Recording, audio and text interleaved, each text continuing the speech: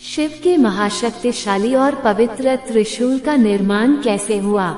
जब देवताओं के सारे अस्त्र असफल हो गए, जब ब्रह्मा का ज्ञान, विष्णु का चक्र और इंद्र का वज्र भी अंधकार को नहीं रोक पाए, तब एक ऐसा अस्त्र जन्मा जो न केवल शत्रु का विनाश करता है बल्कि समय, अहंकार और अधर्म को भी चीर देता है। वह अस्त्र था शिव का त्रिशूल।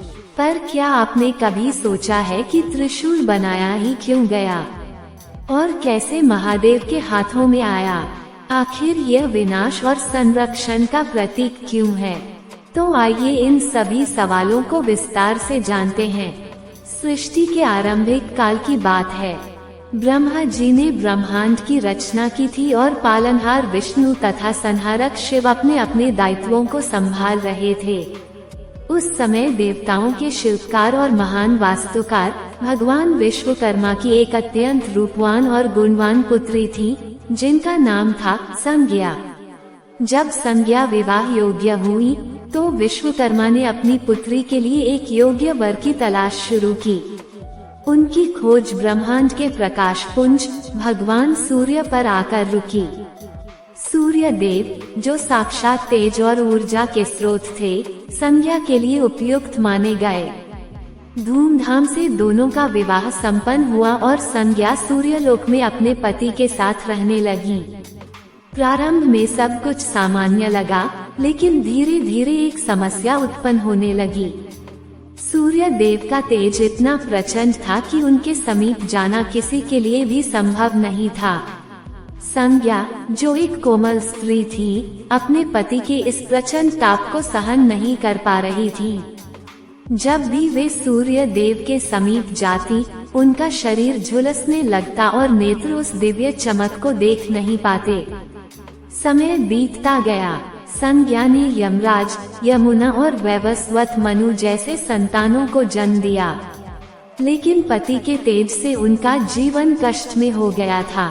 उनका दाम्पत्य जीवन उस ताप में जल रहा था। संज्ञा ने बहुत प्रयास किया कि वे अपनी तपोशक्ति से इस तेज को सहन कर लें, लेकिन सूर्य का प्राकृतिक तेज इतना अधिक था कि उसे कम करना उनके वश में नहीं था।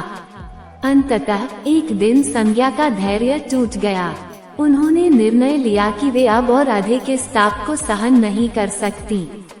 उन्होंने अपनी छाया, जिसे छाया या सवर्णा कहा जाता है, को अपना रूप दिया और उसे सूर्य देव की सेवा में छोड़कर स्वयं तपस्या करने के लिए पृथ्वी पर चली गईं। उन्होंने वहां घोड़ी का रूप धारण कर कठिन तपस्या आरंभ कर दी। जब सूर्य देव को इस रहस्य का पता चला कि उनकी पत्नी संज्ञा उनका तेज सहन न कर पाने के कारण उन्हें छोड़कर चली गई है, तो वे अत्यंत दुखी हुए। उन्होंने अपनी दिव्य दृष्टि से देखा कि संज्ञा अपने पिता के घर नहीं बल्कि वनों में तपस्या कर रही हैं। सूर्य देव तुरंत अपने ससुर भगवान विश्वकर्मा के पास पहुँचे। विश्वकर्मा अपनी पुत्री की दशा देखकर अत्यंत चिंतित और कुछ हद तक क्रोधित भी थे। उन्होंने सूर्य देव से कहा, हे भास्कर, आप जगत को प्रकाश देते हैं, लेकिन आपका यही तेज मेरे पुत्री के वैवाहिक जीवन के लिए अभिशाप बन गया है। यदि आपका ताप इतना ही प्रचंड रहा तो न केवल संज्ञा बल्कि भविष्य में सृष्टि का कोई भी प्राणी आपके अति निकट नहीं आ पाएगा। सूर्य देव ने विनम्रता से कहा, हे देवशिल्पी, मैं अपने स्वभाव से विवश हूँ। ये तेज मेरा स्वरूप है, मैं इसे त्याग नहीं सकता, किंतु मैं अपनी पत्नी को खोना भी नहीं चाहता। कृपया आप ही कोई मार्ग सुझाएं। मेरे इस अतिरिक्त तेज का कोई समाधान करें जिससे मेरा रूप सौम्य हो जाए और संज्ञा मेरे साथ रह सके। विश्वकर्मा, जो सृजन के देवता थे, ने कुछ क्षण विचार किया। उन्होंने महसूस किया कि सूर्य का तेज आवश्यकता से अधिक है और इस अतिरिक्त ऊर्जा का उपयोग किसी महान कार्य के लिए किया जा सकता है। उन्होंने सूर्य देव से कहा, हे सूर्य देव, मुझे आपके तेज को तराशना होगा। जिस प्रकार एक शिल्पकार पत्थर को तराशकर उसे सुंदर मूर्ति का रूप देता है, उसी प्रकार मुझे आपको अपने भ्रमी यंत्र अर्थात खराद मशीन या दिव्य चक्र पर चढ़ाना होगा। मैं आपके शरीर से उस अतिरिक्त उग्र तेज को काटकर अलग कर दूंगा। इससे आपका रूप कांतिमय और सहनीय हो जाएगा और आपकी शक्ति भी कम नहीं होगी। सूर्य देव ने सृष्टि और अपने परिवार के कल्याण के लिए इस कष्टदायक प्रक्रिया को स्वीकार कर लिया। विश्वकर्मा ने सूर्य देव को अपने दिव्य भ्रमी यंत्र पर चढ़ाया। यह एक अलौकिक दृश्य था। ब्रह्मांड के सबसे बड़ी ऊर्जा स्रोत को तराशा जा रहा था। जैसे ही विश्वकर्मा ने सूर्य के मंडल को तराशना शुरू किया, आकाश में चिंगारियां उड़ने लगी। सूर्य के शरीर से उनका अतिरिक्त तेज, जो अत्यंत ज्वलनशील और शक्तिशाली था, धूल और टुकड़ों के रूप में गिरने लगा। पुराणों के अनुसार विश्वकर्मा ने सूर्य के तेज का लगभग 15% भाग काटकर अलग कर दिया। ये कटा हुआ भाग कोई साधारण पदार्थ नहीं था, ये साक्षात सौर ऊर्जा, अग्नि और शक्ति का घनीभूत रूप था। यह इतना शक्तिशाली था कि यदि इसे पृथ्वी पर ऐसे ही छोड़ दिया जाता तो ये पूरी पृथ्वी को भस्म कर सकता था। विश्वकर्मा, जो जानते थे कि ऊर्जा न तो उत्पन्न होती है और न ही नष्ट, उन्होंने इस दिव्य मलबे यानी तेजपुंज को एकत्रित किया। उन्होंने सोचा, इस अपार शक्ति का उपयोग अधर्म के नाश और धर्म की स्थापना के लिए होना चाहिए। इसी विचार के साथ उन्होंने उस जलते हुए सौर तेज से 3 महान दिव्य अस्त्रों का निर्माण किया। 1. सुदर्शन चक्र, भगवान विष्णु के लिए, जो पालनहार हैं। 2. पुष्पक विमान, कुछ कथाओं में कुबेर की पालकी या विमान। 3. त्रिशूल, जो भगवान शिव के लिए, जो संहारक और आदि योगी हैं। शिव के त्रिशूल का सृजन। त्रिशूल का निर्माण सबसे विशिष्ट था। विश्वकर्मा ने सूर्य के उस भाग को चुना जो सबसे अधिक प्रखर, अटल और भेदने वाला था। उन्होंने उस तेज को पिघलाकर 3 शिखाओं का आकार दिया। जब विश्वकर्मा त्रिशूल गढ़ रहे थे तो उन्होंने केवल धातु या ऊर्जा को ही नहीं गढ़ा, बल्कि उसमें सृष्टि के 3 मूल तत्वों को भी समाहित किया। ये त्रिशूल भगवान शिव के व्यक्तित्व के अनुरूप होना चाहिए था, इसलिए विश्वकर्मा ने इसमें निम्नलिखित शक्तियों का आवाहन किया। सत्व, रज और तम। त्रिशूल के 3 नुकीले सिरों में प्रकृति के तीनों गुणों को स्थापित किया। उन्होंने कहा कि जब तक सत्व, रज और तम का सामंजस्य बना रहेगा, सृष्टि सुरक्षित रहेगी। त्रिशूल केवल विनाश का नहीं, बल्कि संरक्षण और पुनर्सृजन का भी प्रतीक होगा। महादेव ने उसे अपने करकमलों में धारण करते ही तीनों लोकों में ऊर्जा का संचार हुआ। देवताओं ने इसे अधर्म के नाश और धर्म की स्थापना का सर्वोच्च अस्त्र स्वीकार किया। तभी से त्रिशूल शिव की चेतना और ब्रह्मांडीय नियम का प्रतीक माना जाने लगा।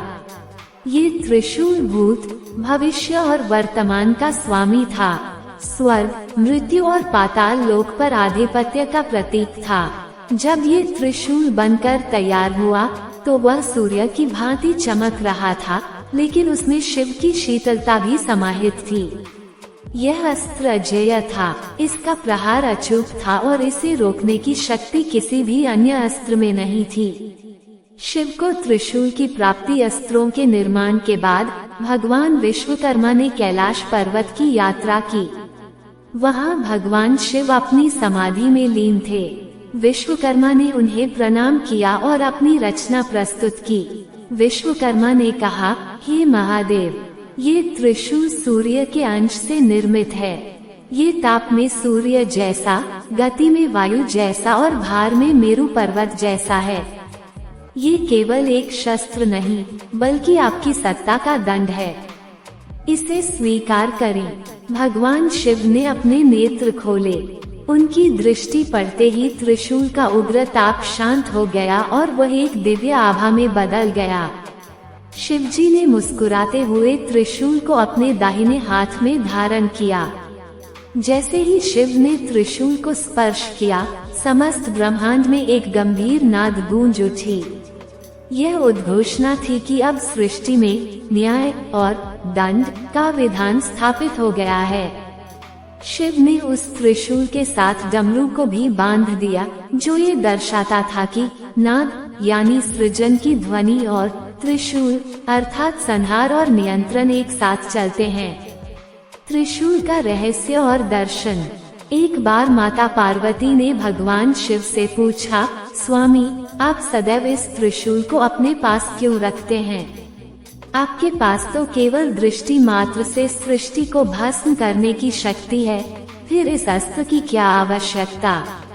तब भगवान शिव ने त्रिशूल का गहरा अर्थ समझाया, जो हर भक्त के लिए जानने योग्य है। शिव बोले, हे उमा, ये त्रिशूल केवल शत्रुओं का नाश करने वाला हथियार नहीं है, ये शूल है, जिसका अर्थ है कष्ट या पीड़ा।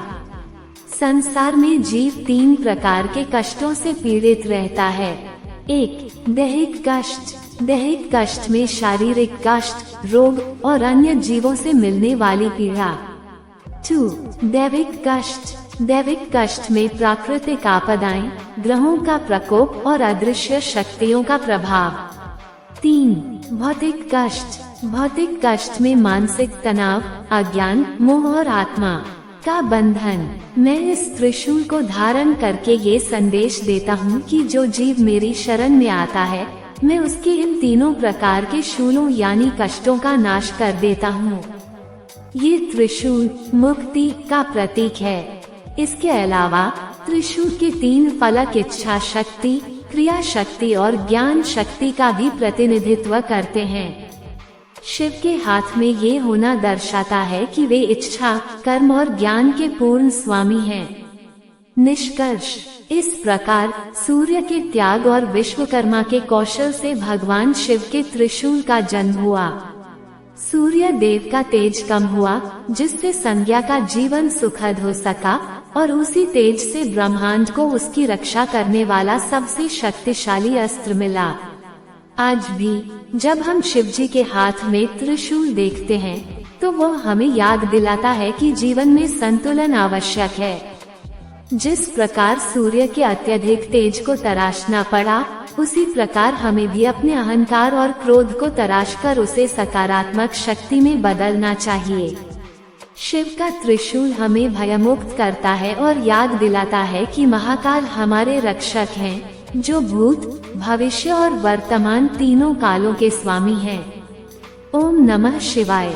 अगर यह वीडियो आपको पसंद आया हो तो कमेंट में हर हर महादेव जरूर लिखें तथा वीडियो को लाइक करके चैनल को सब्सक्राइब करना न भूलें।